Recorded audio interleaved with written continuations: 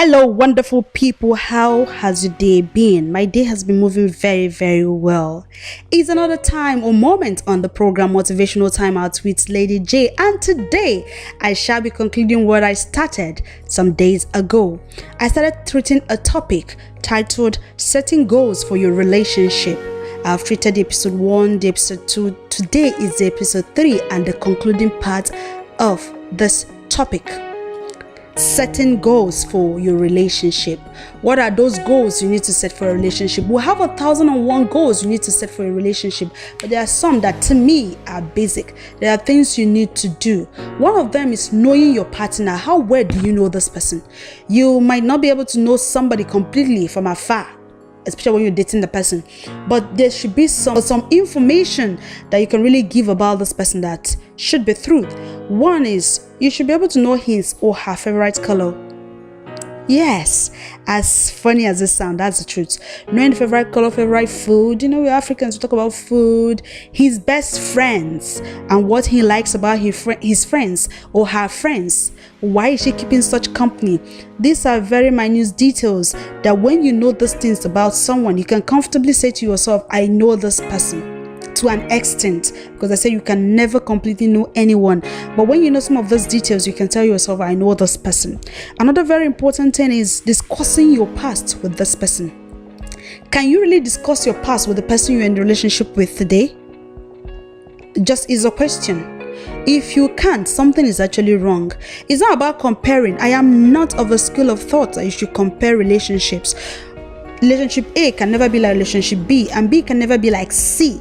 So do not compare two individuals, or you should talk about your relationship freely with no strings attached. Not because you missed it, but there are mistakes we've done in our previous relationship that if we can talk about it freely today, we won't do it in the present relationship. But when you heard a lot of things to yourself, you don't talk about it, you're not even interested, you don't want to discuss it, something is actually wrong. It's either you're still in the former relationship, which could destroy your present relationship, or you feel the other person is better than this person. That is not cool. You don't compare people. Do not compare people. It is not acceptable in relationship. Be honest about a lot of things, including money. Yes, when I said money, I know someone is going to say money and women. Yes, be honest. Be honest about the money. If you earn something, tell your partner. Discuss freely. That does not mean you're not secretive. Some people said you should be a little secretive in a relationship. I've had that. Someone told me there are things you should be secretive about. I didn't say discuss your family with your partners, especially when you're not married to them. If you want to, it's a matter of choice, but be honest with them as regards money. It's very, very important. If you can be honest with somebody as regards your money, two things will happen. First, you get to realize who you're actually dealing with, if the person is prudent or not. That's the best way to realize that.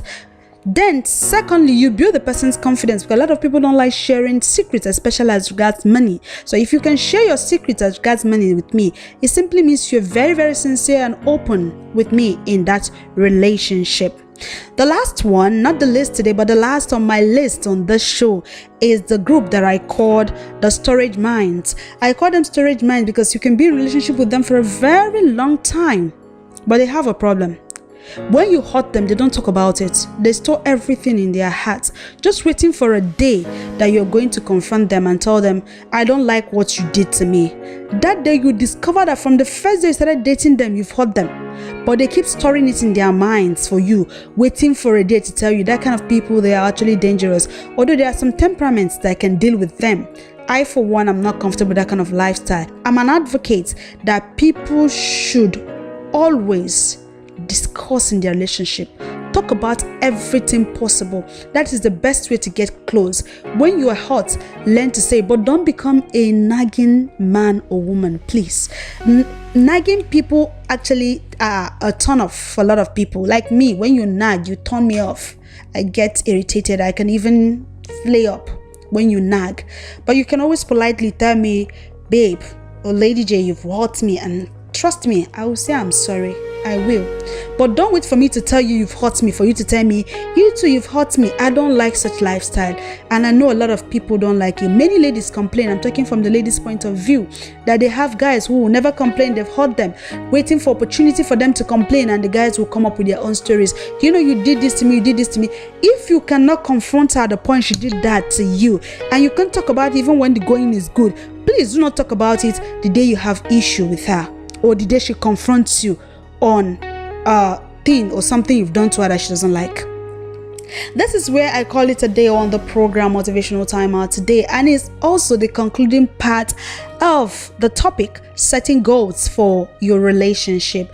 Until I come your way on the show again, remember, I love you and will always love you. Kisses.